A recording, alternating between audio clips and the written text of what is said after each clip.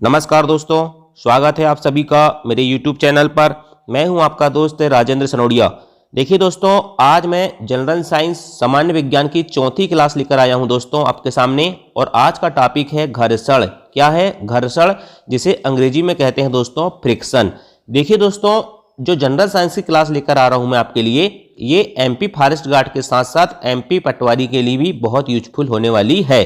दोस्तों, इस टॉपिक से बहुत ज़्यादा क्वेश्चन आते हैं। ठीक है, एक क्वेश्चन आपको 100%, कितने परसेंट? 100% दोस्तों आपको एग्जाम में देखने को मिलेगा। और वो आपको मैं बताता हूं कि किस प्रकार के क्वेश्चन 2017 के जो MP फॉरेस्ट गार्ड का पेपर हुआ था दोस्तों, वहां पर पूछे गए थे इस टॉपिक से। सबसे पहले हम डिस्कस करेंगे दोस्तों वो प्रश्न जो 2017 के MP फॉरेस्ट गार्ड के एग्जाम में जनरल साइंस में इस टॉपिक मतलब घर्षण या फ्रिक्शन से पूछे गए थे। तो सबसे पहले दोस्तों आप क्वेश्चन देखो, इसके बाद दोस्तों हम टॉपिक को पढ़ेंगे और फिर इसके बाद लास्ट में कुछ महत्वपूर्ण इंपॉर्टेंट प्रश्न और फैक्ट को सॉल्व करेंगे और टॉपिक को समाप्त करेंगे। यदि दोस्तों आपने इतना पढ़ लिया तो आपका मान के चलिए 1 नंबर, ठीक है। और एक एक नंबर से दोस्तों क्या होता है? एक एक नंबर से दोस्तों सिलेक्शन होता है। तो याद रखना, इस टॉपिक को देख लोगे दोस्तों तो आपका 1 नंबर 100% फिक्स हो जाएगा। ठीक, चलिए शुरुआत करते हैं दोस्तों। सबसे पहले बताऊंगा मैं आपको क्वेश्चन, ठीक है, जो क्वेश्चन पूछे जाते हैं। देखिए, पढ़ते सब हैं, ठीक है, आप विभिन्न किताबों से पढ़ रहे हैं, बहुत सारी जगह से पढ़ रहे हैं, ठीक है, किसी ने कोर्स खरीदा है, कोई बुक से पढ़ रहा है। लेकिन दोस्तों आपको यह भी तो पता होना चाहिए भैया कि एग्जाम में किस टाइप के क्वेश्चन पूछे जाते हैं। पता चला एग्जाम में जो क्वेश्चन आया वो हमको समझ में नहीं आया कि ये क्वेश्चन कहां से आ गया। ठीक, और जब दोस्तों ऑनलाइन एग्जाम होते हैं ना व्यापम में, ठीक है, मतलब हमारे कर्मचारी चयन मंडल में, तो बहुत कठिन लैंग्वेज लिखता है वो। ठीक है, उसी चीज को बताने के लिए दोस्तों मैं सबसे पहले आपको बताता हूं कि जो क्वेश्चन इस टॉपिक से MP फॉरेस्ट गार्ड एग्जाम 2017 में पूछे गए थे वो किस प्रकार से पूछे गए थे। तो देखिए दोस्तों, सबसे पहला क्वेश्चन पूछा गया था, एक सतह को दूसरी सतह पर फिसलने पर गति का विरोध करने वाला बल है। ठीक है, तो देखिए दोस्तों, बॉल बेयरिंग, स्नेहकता, घर्षण, न्यूटन, इस टाइप के ऑप्शन लिखता है भाई। ठीक, इसका आंसर हो जाएगा फ्रिक्शन या घर्षण। ठीक है, अभी सिर्फ क्वेश्चन देखिए, बाद में हम सारे कॉन्सेप्ट को समझेंगे। ठीक है, इसके बाद दोस्तों क्वेश्चन नंबर 2 पूछा गया था, घर्षण बल निम्न के साथ बढ़ने के साथ बढ़ता है तो सतह के खुरदरेपन के कारण क्या होता है? घर्षण बढ़ता है। ठीक है, ये क्वेश्चन पूछे गए थे। बॉल बेयरिंग प्रयोग किए जाते हैं, ठीक है, घर्षण को कम करने के लिए बॉल बेयरिंग किए जाते हैं। लौटनी घर्षण हमेशा निम्न में से अधिक होता है। तो याद रखना दोस्तों, इसका आंसर इनमें से कोई नहीं है इसमें। ठीक है, चलिए, उड़ने वाली मशीन जो सबसे कम घर्षण बल प्रदान करती है कैसी होनी चाहिए? ये क्वेश्चन आया था। ठीक, सब MP फॉरेस्ट गार्ड के विभिन्न शिफ्टों में पूछे गए क्वेश्चन है। ठीक है, इसके बाद दोस्तों, जब एक सतह दूसरे पर फिसल रही हो तो मौजूद घर्षण क्या कहलाता है? ठीक, ये क्वेश्चन पूछा गया था। स्नेहक तेलों का प्रयोग सतह को बनाता है। ठीक है, इस प्रकार का क्वेश्चन पूछा गया था। ठीक, इसके बाद दोस्तों, घर्षण बल सीधे समानुपाती होता है। ठीक, किसके समानुपाती होता है? कार के टायर के घिसने में कौन सा बल उत्तरदायी होता है? ठीक है, वस्तु पर घर्षण बल को कम करने के लिए आप क्या प्रयोग में ला सकते हैं? ठीक है, निम्न में से कौन सा सबसे कम है? ठीक है, इसके बाद दोस्तों, घर्षण बल दो गतिशील सतहों के मध्य खालिस्तान के कारण होता है। ठीक है, इसके बाद दोस्तों, गतिशील सतहों के लुब्रिकेशन से क्या होता है? ठीक है, इसके बाद दोस्तों अब हम यहां से टॉपिक पढ़ेंगे। तो देखो दोस्तों, कितने सारे क्वेश्चन, और ये सारे क्वेश्चन दोस्तों MP फॉरेस्ट गार्ड एग्जाम 2017 के ओल्ड क्वेश्चन पेपर से लेकर आया हूं। मतलब दोस्तों इतने सारे सवाल आए हैं तो आप समझ सकते हैं कि इस टॉपिक का कितना इंपॉर्टेंस है। ठीक है, बहुत छोटा टॉपिक है, बहुत आसान टॉपिक है, एक बार में आप समझ जाओगे। लेकिन पढ़ना पड़ेगा आपको यहाँ पर, कहाँ पर? सनोडिया 91 पे, जहां दोस्तों आपको सुपर से भी ऊपर कंटेंट देखने को मिलेगा। ठीक है दोस्तों, मैं आपको एक चीज बता देना चाहता हूं सबसे पहले। ठीक है, ये जो टॉपिक है ना, इस टॉपिक को मैंने कहां से कंटेंट बनाया हूं, ठीक है, मैं आपको वो भी बता देता हूं। ठीक, इसमें कोई दिक्कत नहीं है कि मैं आपसे कुछ छुपाऊंगा। ये दोस्तों NCERT की किताब है। कौन सी किताब है? NCERT की किताब है दोस्तों, कक्षा 8 की। ठीक है, कक्षा 8 की NCERT की किताब है भाई, चैप्टर नंबर 12। ठीक, कक्षा 8 की NCERT की किताब है, चैप्टर नंबर 12, वहां से दोस्तों ये कंटेंट लाया हूं। और ये सारे क्वेश्चन जो देखे दोस्तों, ये पूछे गए थे 2017 में MP फॉरेस्ट गार्ड के एग्जाम में। लेकिन आप सिर्फ कक्षा 8 की NCERT साइंस की पढ़ना, चैप्टर नंबर 12 घर्षण फ्रिक्शन। अगर आपसे दोस्तों ये सारे सवाल नहीं बने ना, तो फिर आप जो बोलोगे मैं वो कर दूंगा। ठीक है दोस्तों, कक्षा 8 की NCERT चैप्टर नंबर 12 घर्षण। ठीक, सारे क्वेश्चन NCERT से आपसे बन जाएंगे। देखिए, घर्षण जो है दोस्तों 11th 12th में भी है, लेकिन वनरक्षक का जो पेपर है दोस्तों वो किस स्तर का है, वो कक्षा 10 के स्तर का है। इसलिए मैं बार बार कहता हूं कि साइंस की एनसीईआरटी पढ़ना कितना जरूरी है। और अब दोस्तों मैं साइंस के जो जितने भी लेक्चर लाऊंगा इसी पैटर्न में लाऊंगा। पहले आपको मैं क्वेश्चन बताऊंगा कि कौन कौन से क्वेश्चन पूछे गए हैं, क्योंकि आज के समय में दोस्तों किसी के ऊपर विश्वास बनाना ऐसा आसान काम नहीं होता। इसलिए दोस्तों मैं आपको पहले बताऊंगा कि कौन से क्वेश्चन आए हैं। अब ये स्क्रीनशॉट लगा के मैंने जो क्वेश्चन दिखाया आपको, ऐसा तो नहीं है कि मैंने खुद ने बनाया होऊंगा, ठीक है। और अब जो पढ़ा रहा हूं मैं, ऐसा नहीं है कि मैंने कहीं भले से डाटा कलेक्ट करके लाया हूँ, नहीं, सिर्फ एनसीईआरटी कक्षा 8 की है ये, ठीक है, और चैप्टर नंबर 12। चलिए दोस्तों शुरुआत करते हैं। आज का टॉपिक घर्षण या फ्रिक्शन। और आपको एक चीज और बता देना चाहता हूं दोस्तों, ये घर्षण बल जो है ना, जब मैं इंजीनियरिंग कर रहा था तो इंजीनियरिंग में भी दोस्तों मैंने घर्षण पढ़ा था, ठीक है। लुब्रिकेशन पढ़ते हैं, सब पढ़ाया जाता है इंजीनियरिंग में। तो इसका मतलब यह है दोस्तों कि कक्षा 8 में भी घर्षण है, और आप इंजीनियरिंग या आप हायर एजुकेशन करते हैं तो वहां भी आपको घर्षण बल पढ़ना पड़ेगा, लेकिन थोड़ा दोस्तों उसका लेवल बढ़ जाता है, ठीक। लेकिन हमें उतना नहीं जाना है, हमें सिर्फ टच करके जाना है, बेसिक पढ़ना है, और हमें अपना एग्जाम में क्वेश्चन बन जाए इतना पढ़ना है। चलिए दोस्तों शुरुआत करते हैं घर्षण बल की, ठीक है। देखिए दोस्तों घर्षण बल, ठीक है, घर्षण बल क्या होता है, इससे पहले सबसे पहले आपको 2-3 उदाहरण दूंगा मैं, ठीक, आप उसको समझो, ठीक, आप इसको कॉन्सेप्ट को समझना। देखिए आप बचपन में साइकिल चलाए होगे, ठीक है, क्या चलाए हो, साइकिल चलाते होगे ना। तो साइकिल चलाते होगे तो आपने क्या किया होगे, ब्रेक मारते हैं अपन। आज आप क्या करते हो, 2 व्हीलर चलाते हो या 4 व्हीलर चलाते हो, कोई सी भी गाड़ी चलाते होगे तो आप ब्रेक तो लगाते ही होगे। तो ब्रेक क्या लगता है दोस्तों, ब्रेक सबसे अच्छा उदाहरण साइकिल का। साइकिल में देखता है दोस्तों टायर में उसमें 2 वो फंसे रहते हैं, ठीक है। तो हम जैसे ब्रेक दबाते हैं तो वो क्या करते हैं, टायर का जो रिंग होता है ना उसमें चिपक जाते हैं। मतलब दोस्तों जो टायर अपना जो रिंग घूमता है ना, तो वो उसकी गति को थोड़ा कम कर देता है। क्या कर देता है, कम कर देता है, ठीक। साइकिल को ब्रेक लगाने पर क्या हो जाती है, वो मद्दी हो जाती है या मंद हो जाती है। अब जैसे मान के चलिए दोस्तों ये फर्श है, यहां आपने एक गेंद लुढ़काए, तो ये गेंद लुढ़काओगे ना तो देखिए दोस्तों ये लुढ़कते लुढ़कते लुढ़कते लुढ़कते जाएगी, और एक स्थिति ऐसी आएगी दोस्तों जब वो अपने आप रुक जाएगी। ऐसा तो नहीं है कि किसी ने आके रोक दिया, मतलब दोस्तों बिना बाह्य बल लगाए भी वो वस्तु क्या हो रही है, रुक रही है वो वस्तु, मतलब गेंद रुक जाती है। तो वहां पर भी क्या लगता है, एक घर्षण बल लगता है, लेकिन हमें वो दिखाई नहीं देता है, ठीक है। वो बाह्य बल नहीं होता, वो दोस्तों घर्षण बल होता है, और वो दोनों तलों, मतलब गेंद का जो तल होता है दोस्तों और जमीन की जो तल होता है उसके अभिलंब के ऊपर डिपेंड करता है, ठीक है। चलिए मैं आगे सब समझाऊंगा, अभी आप सिर्फ एग्जांपल समझो कि अपने दैनिक जीवन में कहां कहां घर्षण देखने को मिलता है। आपको मैंने बता दिया, सबसे पहले साइकिल का ब्रेक हो गया, ठीक है, इसके बाद आपका गेंद हो गया, ठीक है। अब उदाहरण के लिए मान के चलिए दोस्तों, आपने लाला जी ने केला खाया, ठीक है, ये वाली कविता तो आपने सुने होंगे। तो केला के छिलके पे दोस्तों क्या होता है, जैसे ही पैर रखते हैं तो क्या होते हैं, अचानक से हम गिर जाते हैं। क्यों, क्योंकि घर्षण बल का मान दोस्तों बहुत कम हो जाता है। क्या हो जाता है, घर्षण बल का मान बहुत कम हो जाता है, इसलिए क्या होता है, केले के छिलके पर पैर जाने पर हम गिर जाते हैं। चलिए अब दोस्तों सिंपल है, अब हम समझते हैं डेफिनेशन। देखिए दोस्तों घर्षण बल की डेफिनेशन क्या होती है, एग्जाम में ये नहीं आएगा कि घर्षण बल की परिभाषा लिखो, ठीक, लेकिन आपको समझना पड़ेगा, ठीक है। संपर्क में रखी 2 वस्तुओं के मध्य एक प्रकार का बल कार्य करता है जो गति करने में वस्तु का विरोध करता है, यह बल ही घर्षण बल कहलाता है। क्या कहलाता है, घर्षण बल कहलाता है, और इसकी दिशा सदैव वस्तु की गति की दिशा के विपरीत होती है। ये फैक्ट इंपॉर्टेंट है, याद रखना कि घर्षण बल की जो दिशा होती है दोस्तों सदैव वस्तु की गति की दिशा के कैसे होती है, विपरीत होती है। ऑप्शन में लिखा रहेगा सीधी होती है, ठीक है, समानांतर होती है, जो जमाने भर का लिख देगा वो, लेकिन आपको विपरीत याद रखना है कि घर्षण बल की दिशा कैसी होती है, सदैव वस्तु की गति की दिशा के विपरीत होती है। कैसे होती है, विपरीत होती है, ये पॉइंट आपको याद रखना है। अब देखिए दोस्तों मैंने ये तो बता दिया आपको, संपर्क रखी 2 वस्तु। चलिए इसको उदाहरण से समझते हैं। मान के चलिए दोस्तों ये एक टेबल है, क्या है, एक टेबल है, ठीक है। टेबल पे दोस्तों मैंने यहां से एक पुस्तक उठाया और यहां से इसको इधर से धक्का मारा, और ये पुस्तक कहां तक जाएगी, सरक के थोड़ा यहां तक जाएगी या जहां तक जाना जाएगी, ठीक है। अब इसी पुस्तक को दोस्तों मैं इधर से उठाऊंगा और इधर से सरकाऊंगा तो ये पुस्तक भी इधर सरक के आएगी, मतलब दोनों तरफ से सरक के आएगी पुस्तक। तो ये दोस्तों क्या होता है, ये होता है घर्षण। किसके किसके बीच में लगेगा, टेबल की सतह के ऊपर और पुस्तक की सतह के नीचे वाली पृष्ठ पे, दोनों जो तल होंगे दोस्तों उसमें लगेगा। मतलब पुस्तक के नीचे वाला भाग और टेबल के ऊपर वाला भाग, ये दोनों पृष्ठ दोस्तों इनके बीच में क्या लगता है, घर्षण लगता है। इसलिए तो दोस्तों पुस्तक रुक जाती है, पुस्तक को धक्का देते हैं तो, नहीं तो पुस्तक क्यों रुकेगी, उसमें कोई बाह्य बल तो नहीं लगा रहा है, लेकिन एक बल लग रहा है, वही घर्षण बल है जो हमें दिखता नहीं है। वो कहां लगता है, दोनों पृष्ठों की सतह पर लगता है, ठीक। कॉन्सेप्ट आपको समझ में आया होगा कि घर्षण की क्या कहानी है एक्चुअल में, ठीक है।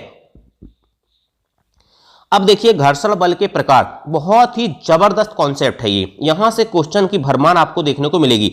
देखिए घर्षण बल सिर्फ 3 प्रकार के मुख्य रूप से होते हैं, स्थैतिक घर्षण बल, सर्पी घर्षण बल, लौटनिक घर्षण बल। क्या?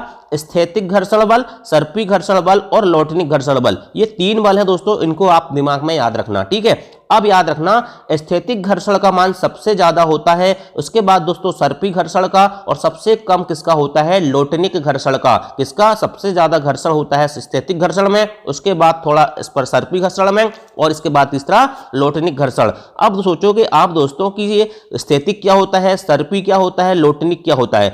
मान के चलिए दोस्तों कोई वस्तु, ये बहुत बड़ा एक क्या रखा है, बहुत बड़ा एक मान के चलो अपन ने रख दी यहाँ पत्थर, बहुत बड़ा, इतना बड़ा पत्थर कि आप उसको ढकेल नहीं सकते हैं, ठीक है। तो पत्थर को आप बल लगाओगे दोस्तों, तो वो क्या होगा, ये पत्थर है, ये जमीन है, ठीक है। तो क्या होगा, पत्थर के कारण दोस्तों, वजन के कारण यहाँ पर एक बल लगता है, घर्षण बल, ठीक। इसके कारण तो पत्थर नहीं सरक पाता है। यदि दोस्तों घर्षण बल का ज्यादा मान होगा तो आप उसको नहीं सर पाओगे। तो मतलब दोस्तों स्थैतिक घर्षण मतलब दोस्तों कुल मिला के विराम अवस्था में जो बल लगता है वही घर्षण बल है। सर्पी घर्षण मतलब दोस्तों कोई वस्तु सरक रही है या गतिमान अवस्था में है, ठीक है, तो वहां पर क्या लगेगा, सर्पी घर्षण बल लगेगा, ठीक है। और लौटनिक घर्षण मतलब दोस्तों लुढ़क रही है, ठीक है, क्या हो रही है, लुढ़क रही है। जैसे आपने देखा होगा रेलवे स्टेशन में या अपना जो होता है हवाई जहाज वाला, क्या बोलते हैं, हवाई अड्डा, ठीक है। तो हवाई अड्डा में दोस्तों देखे होगे आपने, बड़े बड़े लोग आते हैं, अंग्रेज लोग, और वो एक बैग लेके चलते हैं, ठीक है। अगर बैग में दोस्तों वो चक्की नहीं लगा रहेंगे, या गाड़ा जिसको कहते हैं हम, ठीक है, सिंपल भाषा में, अगर वो चक्की नहीं लगे रहेंगे तो उसको ढकेलने में बहुत ताकत लगेगी कि नहीं लगेगी।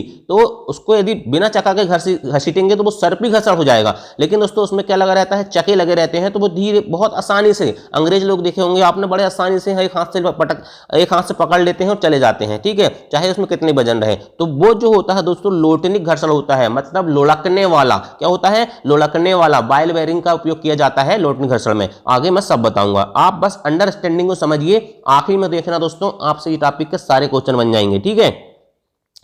घर्षण के लाभ क्या होते हैं, ठीक, घर्षण के दोस्तों लाभ भी होते हैं, घर्षण की हानि भी होती है, दोनों चीज याद रखना। घर्षण से लाभ भी होते हैं और हानि भी होती है। कहने का मतलब दोस्तों घर्षण जरूरी भी है, ठीक है, और इसकी हानि तो होती है, ठीक है। मतलब यदि घर्षण नहीं होगा तो हम कई सारे काम नहीं कर पाएंगे। जैसे घर्षण बल के कारण ही दोस्तों हम वस्तुओं को पकड़ सकते हैं। मान के चलिए दोस्तों में आपने पेन पकड़े हो, ठीक है, यदि आप पेन पकड़ते हो दोस्तों और एक फाइन ग्रिप का पेन आता है, उसमें जहां आप पकड़ के लिखते हो दोस्तों, देखना वहां रबड़ लगी रहती है। रबड़ में देखना दोस्तों छोटे छोटे या तो ग्रिप बनी रहती है या छोटे छोटे छेद बने रहते हैं। छेद मतलब दोस्तों छोटे छोटे, ऐसा लगेंगे कि छोटे छोटे छेद हैं, ठीक है। तो वो घर्षण बढ़ाने के लिए ही है, रबड़ लगी है थोड़ा आपको रिलैक्स देने के लिए। लेकिन देखना रबड़ के ऊपर थोड़ा थोड़ा कुछ ना कुछ कट के निशान होंगे या लाइन बनी होगी या कुछ भी निशान बने होते हैं, तो वो घर्षण, यदि दोस्तों वो पूरा चिकना रहेगा ना तो आपको पकड़ने में दिक्कत होगी, ठीक है। तो क्या होता है, कोई भी वस्तु को पकड़ पाते हैं हम घर्षण के कारण। मान के चलिए दोस्तों आपने क्या किए, आपके हाथ में तेल लगा है, ठीक है, क्या लगा है, तेल लगा है। दैनिक जीवन में आपके साथ बहुत बार ऐसा होता है, और तेल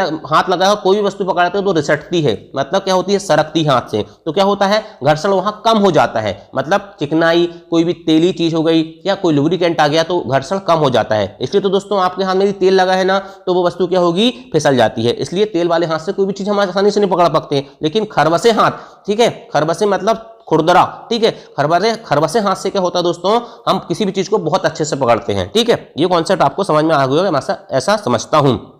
घर्षण बल के कारण मनुष्य चल पाता है। देखिए मनुष्य का पैर होता है, पैर के नीचे सबसे नीचे तलवा होता है। तलवा देखना दोस्तों, तलवा सपाट नहीं होता भाई। देखिए आपसे फ्लैट फुट जो आता है मेडिकल में, फ्लैट फुट क्यों बोलता है कि फ्लैट फुट वाले नहीं चलेंगे, क्यों, क्योंकि उनका घर्षण क्या होता है, उनका घर्षण कम होता है। देखिए यदि आपका जो पैर है दोस्तों की संरचना देखना तलवे की, तो वो थोड़ा बीच में ऐसा हल्का सा उसमें गड्ढा टाइप रहता है। उसके कारण दोस्तों क्या होता है, आपके तलवे और जमीन में बहुत अच्छा घर्षण लगता है, ठीक है। इसलिए तो फ्लैट फुट वालों को रिजेक्ट कर देता है मेडिकल में, ठीक है। तो आपका तलवा और जमीन में जो बल लगता है दोस्तों, वो क्या होता है, घर्षण बल लगता है। उसके कारण ही हम मनुष्य या हम चल पाते हैं। घर्षण बल के कारण ही दोस्तों हम कागज पर या श्यामपट्ट पर लिख पाते हैं। कागज पेन, ठीक, समझ गए। यदि कागज पेन और आपके चाक कलम और अपना ब्लैक बोर्ड में दोस्तों घर्षण नहीं होगा तो हम नहीं लिख पाएंगे, ठीक है। घर्षण बल ना हो तो वाहनों की गति ना तो आरंभ की जा सकती और नहीं रोकी जा सकती, ठीक है। ब्रेक नहीं लगेंगे दोस्तों, ठीक है, तो फिर क्या होगा, आप गाड़ी नहीं चला सकते। और घर्षण नहीं होता तो भवन निर्माण नहीं हो सकता। अब भवन निर्माण में आप सोचोगे घर्षण का क्या उपयोग, अरे भैया देखो, आप देखिए सिंपल, मिस्त्री आता है, मिस्त्री लगाता है ईटा, क्या लगाता है, ईटा, ईटा के ऊपर रखता है गारा। गारा क्या होता है, अब ये मत पूछना, गारा होता है भैया रेता और सीमेंट का मिश्रण गारा। तो ईटा के ऊपर रखता है गारा और गारा के ऊपर फिर रखता है ईटा। क्या रखता है? ईटा के ऊपर गारा और गारा के ऊपर ईटा। तो दोस्तों वो ही तो घर्षण है। यदि घर्षण नहीं होता तो वो चिपकेंगे कैसे, और नहीं चिपकेंगे फिर दीवार कैसे बनेगी, और दीवार नहीं बनेगी तो मकान नहीं बनेगा। ठीक है, तो समझ गए दोस्तों, घर्षण नहीं होता तो भवन निर्माण नहीं हो सकता। आपको समझ में आना चाहिए, मेरा मुख्य उद्देश्य ये है। ठीक, क्वेश्चन तो आप कर ही लोगे, मैं आपको बता दूंगा आखिरी में कि क्वेश्चन कैसे सॉल्व करना है। ठीक है, घर्षण से हानि, घर्षण के कारण दोस्तों वस्तु घिस जाती है। ठीक है, जैसे दोस्तों पेंच हो गया। ठीक है, अपन कहते हैं ना नट बोल्ट घिस गए यार, बहुत पुराने हो गए। ठीक है, तो क्या होता है, घर्षण के कारण घिसते हैं। वो किसके कारण घिसते हैं भाई? घर्षण के कारण घिसते हैं। ठीक है, इसके अलावा दोस्तों बॉल बेरिंग भी घिस जाती हैं। ठीक है, जूतों के तले, ठीक है, जूते के तलवे घिस गए कहते हैं, तो वो सब घर्षण के कारण घिसते हैं। ठीक है, कोर्ट के चक्कर लगाने से जूते नहीं घिसते, वो घिसते हैं घर्षण के कारण। ये बात आपको याद रखना चाहिए। ठीक है, चलिए, मशीनों में घर्षण के कारण दोस्तों अत्यधिक ऊर्जा नष्ट हो जाती है। ठीक, घर्षण होता है दोस्तों तो बहुत सारी जो एनर्जी होती है वो भी क्या होती है, नष्ट होती है। ये क्या है, घर्षण से हानियां हो गई। ठीक, चलिए नेक्स्ट चीज देखते हैं दोस्तों, घर्षण बढ़ाना। अब घर्षण बढ़ाना क्या होता है, देखिए जूतों की तली, आप जूता देखना, आपका जूता बिल्कुल प्लेन है क्या? नहीं है, उसमें खांचा बने हैं। ठीक है, तो जूतों को में यदि खांचे नहीं होंगे ना तो घर्षण थोड़ा कम हो जाएगा, और कम हो जाएगा तो दोस्तों फिर आप दौड़ नहीं पाओगे, बहुत सारी चीज में दिक्कत होगी। ऐसा नहीं है कि बिल्कुल नहीं हो सकता है, लेकिन दोस्तों थोड़ा थोड़ा ग्रिप रहती है जूते में। उसका उद्देश्य यही है कि घर्षण बल को बढ़ाया जाता है। घर्षण को बढ़ाने के लिए बनाया जाता है, घटाने के लिए। घर्षण को बढ़ाने के लिए दोस्तों जूतों की तली में खांचेदार बनाए जाते हैं। कार, ट्रक तथा बुलडोजर के टायर के खांचेदार बनाए जाते हैं, ये सब। ठीक है, इसके बाद दोस्तों सड़क से उनकी पकड़ अच्छी होती है। ठीक, साइकिल और स्वचालित वाहनों की ब्रेक प्रणालियों में ब्रेक पेडों का प्रयोग घर्षण बढ़ाने के लिए किया जाता है। ठीक है, ब्रेक पेड जो बनते हैं दोस्तों घर्षण बढ़ाने के लिए उपयोग किए जाते हैं। कबड्डी के खिलाड़ी अपने हाथों पर मिट्टी रगड़ते हैं। जैसे देखा होगा ना, वो जाते हैं तो क्या होता है, कबड्डी के खिलाड़ी बार बार अपने हाथ में मिट्टी लेते हैं और क्या करते हैं, उसको रगड़ते रहते हैं। तो उससे क्या होता है, जो उनके हाथ में जो पसीना आ जाता है ना, थोड़ी नमी आ जाती है, तो उसके कारण क्या होता है, घर्षण कम हो जाता है। जैसे वो मिट्टी को हाथ में अपने चुपेड़ते हैं दोस्तों तो क्या होता है, घर्षण बढ़ जाता है। ठीक, खरबसा हो जाता है। तो ये सिंपल सी चीजें हैं। ठीक है, बेसिक चीजें हैं, ये सब समझ में आएगी आपको। ठीक है, तो क्या होता है, अपने प्रतिद्वंदी मतलब जो सामने से आएगा खिलाड़ी, उसको अच्छे से पकड़ सकते हैं। यदि मान के चलो उनके हाथ में चिकनाहट है तो वो खट से रिसट के भाग जाएगा, मतलब हाथ से छूट जाएगा। लेकिन खरबसाहट रहेगी दोस्तों, खुरदरापन रहेगा, तो वो सामने वाले को बहुत अच्छे से पकड़ेगा। इसलिए दोस्तों क्या होता है, जो खिलाड़ी होता है कबड्डी का, वो अपने हाथ में मट्टी चुपेड़ता है। ठीक, चलिए भाई, घर्षण घटाने की बात करते हैं हम। तो घर्षण घटाने वाले पदार्थ को स्नेहक कहा जाता है, लुब्रिकेंट कहा जाता है। क्या कहा जाता है? लुब्रिकेंट कहा जाता है। ठीक है, लुब्रिकेंट कहा जाता है, लुब्रिकेंट LUBRICANT है। ठीक है, आप देख लेना स्पेलिंग। और ठीक है, घर्षण कम करने वाले पदार्थ को स्नेहक कहा जाता है। ये बहुत अच्छे से याद रखना, ये सीधा सीधा क्वेश्चन छपता है कि घर्षण कम करने वाले पदार्थों को क्या कहा जाता है। ऑप्शन में रहेगा स्नेहक, या वहां लुब्रिकेंट भी लिख सकता है भाई, इसलिए मैं लिख ही देता हूँ रे दादा कि लुब्रिकेंट होता है। ठीक है, इसको हिंदी में भी लिख के देख लो, ऐसा भी लिख देता है व्यापम वाला, लुब्रिकेंट ऐसा भी लिख देता है ऑप्शन में। ठीक, सारे तरीके से आपको तैयार रहना है ना।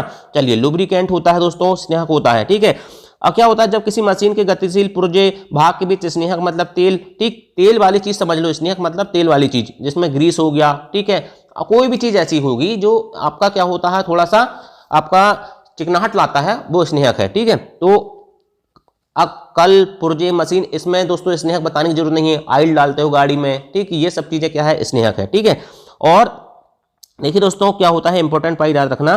तो स्नेहक डालने से क्या होता है, एक दूसरे को रगड़ नहीं पाते हैं और उससे घर्षण कम हो जाता है। ठीक है, घर्षण कम हो जाता है मतलब बीच में क्या आ जाता है, ऑयल आ जाता है। अपन इंजन ऑयल डालते हैं ना, वही पिक्चर है बस। ठीक है, दरवाजों के कब्जों में तेल डाला जाता है। देखिए, आपका दरवाजा देखना, कभी कभी बचपन में आपने देखे होंगे या अभी भी देखते होंगे, चाचू चाचू बोलता है, उसमें क्या करो, घर का तेल निकालो जो भी लगाते हो, उसको डाल दो तो वो बंद कर देता आवाज। तो क्या हो जाता है, उससे घर्षण कम हो जाता है भाई। घर्षण कम करने के लिए तेल डालते हैं।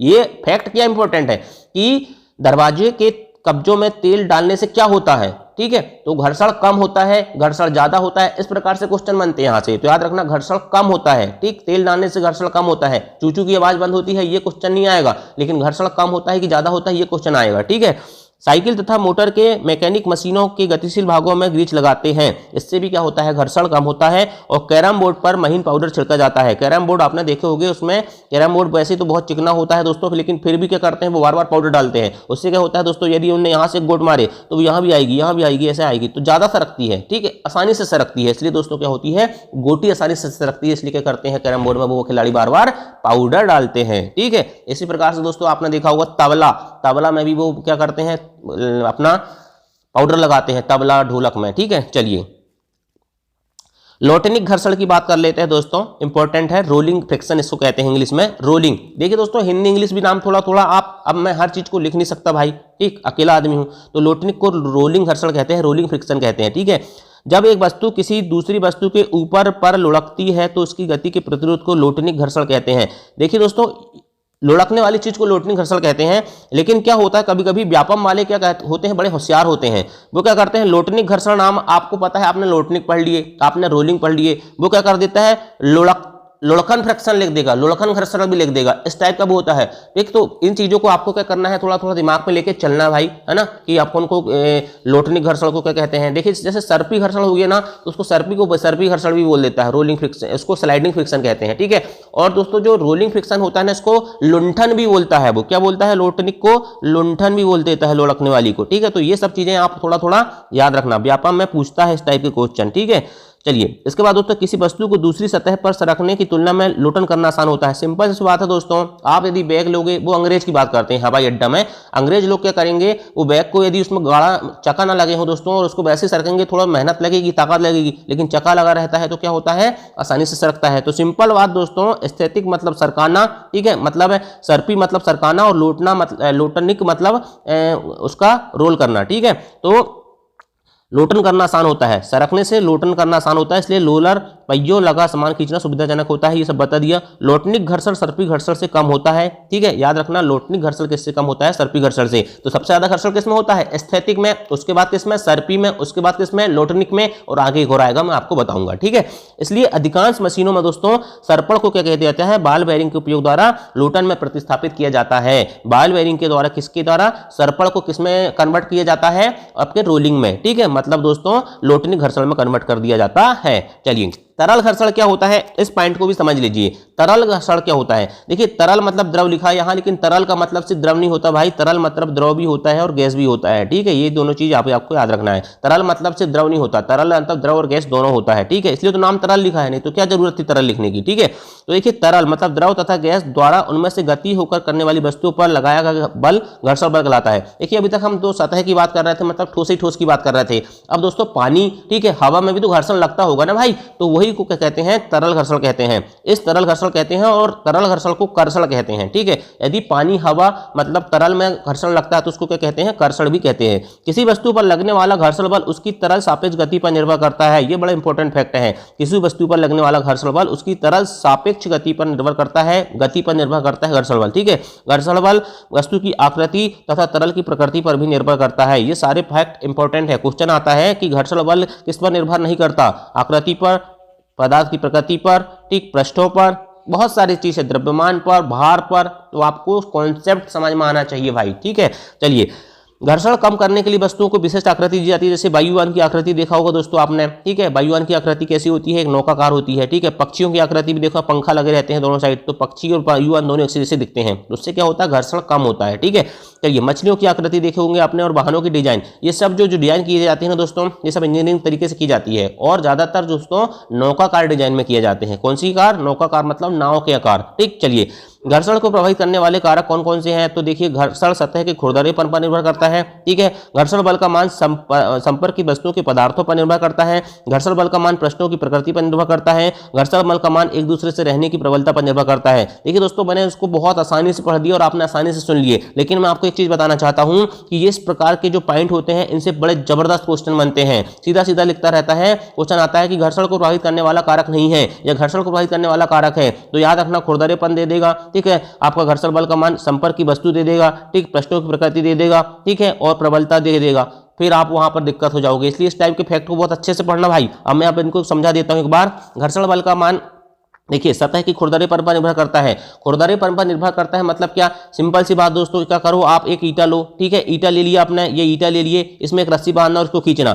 ठीक है, इसको रस्सी बांधना और खींचना, तो देखना थोड़ा ताकत हल्की सी ज्यादा लगेगी। इसके ये ईटा है, ठीक है, ईटा, अब इसी ईटा में दोस्तों पन्नी लपेटना, क्या करना, पन्नी लपेटना, और पन्नी लपेटने के बाद फिर इसको खींचना, तो थोड़ा हल्का लगेगा, ठीक है, मतलब बिना पन्नी के ज्यादा थोड़ा भारी लगेगा और हल्के के थोड़ा बिना पन्नी के साथ थोड़ा हल्का लगेगा। तो क्या होता है खुरदरापन, मतलब दोस्तों बिना पन्नी पन्नी के खुरदरापन था तो थोड़ा सा ज्यादा बल लग रहा था, लेकिन दोस्तों जब हमने पन्नी लपेट दिए तो खुरदरापन खत्म हो गया, तो आपको वो ताकत कम लगने लगी। सिंपल समझ गए, खुरदरेपन पर निर्भर करता है। ठीक है, चलिए नेक्स्ट फैक्ट है, घर्षण बल का मान संपर्क की वस्तुओं के पदार्थों पर निर्भर करता है। पदार्थों पर निर्भर करता है मतलब दोस्तों क्या होता है, आप क्या करो, उदाहरण के लिए एक टेबल ले लो। ठीक है, ये टेबल हो गई भाई, यहाँ पर एक ऐसी चीज कोई चीज लगा दो जिससे हमको कोई वस्तु लुढ़काना है। यहाँ एक क्या करो, आप एक पेन लो, पेन नहीं, यहाँ एक मान के चलो एक सेल ले लो, सेल घड़ी का सेल ले लो, यहाँ से लुकाओ।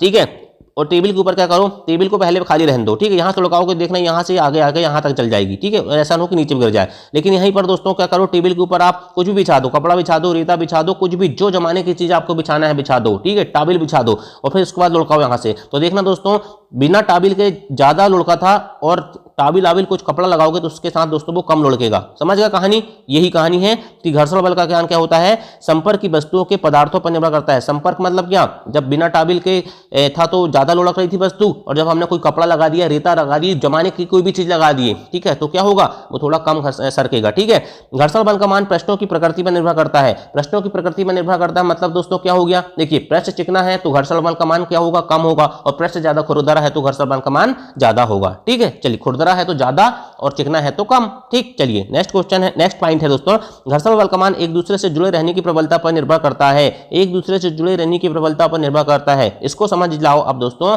सिंपल सी बात है दोस्तों, क्या करो, आपका अपना धक्का प्लेट, ट्रैक्टर तो देखे ही होगे, ट्रैक्टर देखे होगे ना, ट्रैक्टर धक्का प्लेट होती है, उसको धक्का देते हैं फिर चालू होती है। ठीक है, तो मान के चलो ये ट्रैक्टर है। ठीक है, इधर से लोग क्या लगाते हैं, ताकत लगाते हैं, तो शुरू में बड़ी ताकत लगती है, बहुत जम से। ठीक है, ले लो करके चिल्लाते हैं, क्या लगती है, ताकत लगती है कि नहीं, तो वो होती है ताकत। ठीक है, तो क्या होता है दोस्तों, स्थिर रहता है ट्रैक्टर तो बड़ी ताकत लगती है, लेकिन धीरे से लुढ़कने लगता है ना, तो फिर ऐसा आदमी क्या करता है, पहले 2 हाथ लगाता है, फिर उसके बाद दोस्तों 1 हाथ से लुढ़काता है ट्रैक्टर, तो क्या होता है, वो क्या हो जाता है, वहां बल कम नहीं लगता है। समझ गए कहानी क्या है, तो कहानी का मतलब दोस्तों है कि घर्षण बल का मान एक दूसरे से जुड़ने की प्रबलता पर निर्भर करता है। ट्रैक्टर पहले खड़ा रहता है दोस्तों तो उसमें प्रबलता ज्यादा होती है, इसलिए दोस्तों वो आसानी से नहीं सरकता, लेकिन जैसे ही थोड़ा सा सरकता है तो फिर बड़े जल्दी जल्दी भागता है। ठीक, तो समझ गए। इसी प्रकार से आप ट्रैक्टर की जगह अपने घर की जो पलंग पेटी है ना, उसको सरका के देखना। ठीक, समझ में आ जाएगा। चलिए,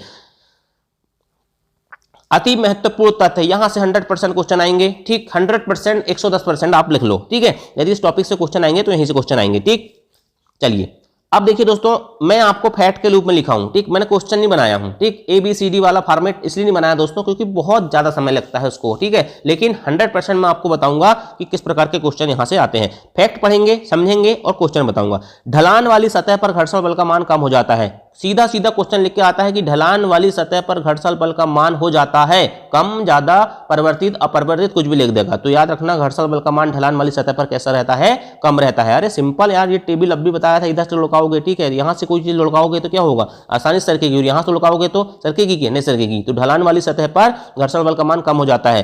तरल, हवा या जल में गति करने वाली वस्तु को उचित आकार देकर घर्षण बल कम किया जाता है। ठीक है, क्वेश्चन आएगा कि तरल में गति करने वाली वस्तु को घर्षण बल कम किया जा सकता है, वहां लिखा रहेगा उचित आकार, उचित दुनिया भर की चीजें लिखा रहेगा। ठीक है, तो उचित आकार आपको याद रखना है। ठीक है, तरल हवा या जल में गति करने वाली वस्तु को क्या होता है, उचित आकार देकर घर्षण बल कम किया जाता है।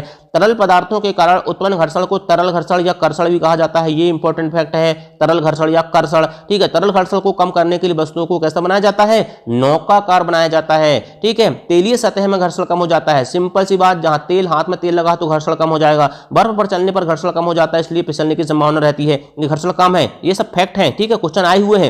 घर्षण कुछ मामले में हानिकारक और कुछ मामले में लाभदायक होता है। अब सोचोगे सर इस फैक्ट से कैसा क्वेश्चन आएगा, बिल्कुल आया है क्वेश्चन। कैसे आया था बताऊं मैं, इसमें आया था दोस्तों कि घर्षण हमेशा, ऐसा क्वेश्चन लिखा था, घर्षण और हमेशा, और उसके बाद लगा दिया उसने प्रश्नवाचक चिन्ह, और ऑप्शन में लिखा था हानिकारक, लाभदायक, हानिकारक होता है, लाभदायक होता है, कुछ मामले में हानिकारक और कुछ मामले में लाभदायक होता है, इनमें से कोई नहीं। तो याद रखना, घर्षण हमेशा कैसा रहता है, कुछ मामले में हानिकारक और कुछ मामले में लाभदायक होता है। अरे हानिकारक कैसे भाई, हानिकारक आप समझ गए, और लाभदायक कैसे, लाभदायक मतलब आपके जूते चप्पल में यदि ग्रिप नहीं बनेगी तो दिक्कत हो जाएगी। ठीक है, तो इसी प्रकार की चीज है। और हानिकारक कैसे होता है, जैसे मान के चलिए आपका नट हो गया, बोल्ट हो गया, ये सब घिसते हैं तो ये हानिकारक है। बॉल बेयरिंग के उपयोग से घर्षण कम किया जा सकता है, किसके उपयोग से घर्षण कम किया जा सकता है, ये क्वेश्चन आया है, ठीक है। बॉल बेयरिंग के उपयोग से घर्षण कम किया जा सकता है, ठीक है। स्थैतिक घर्षण का मान सबसे ज्यादा होता है, उसके बाद सर्पी घर्षण का मान होता है, इसके बाद लोटनिक घर्षण का मान होता है, और लास्ट में तरल घर्षण।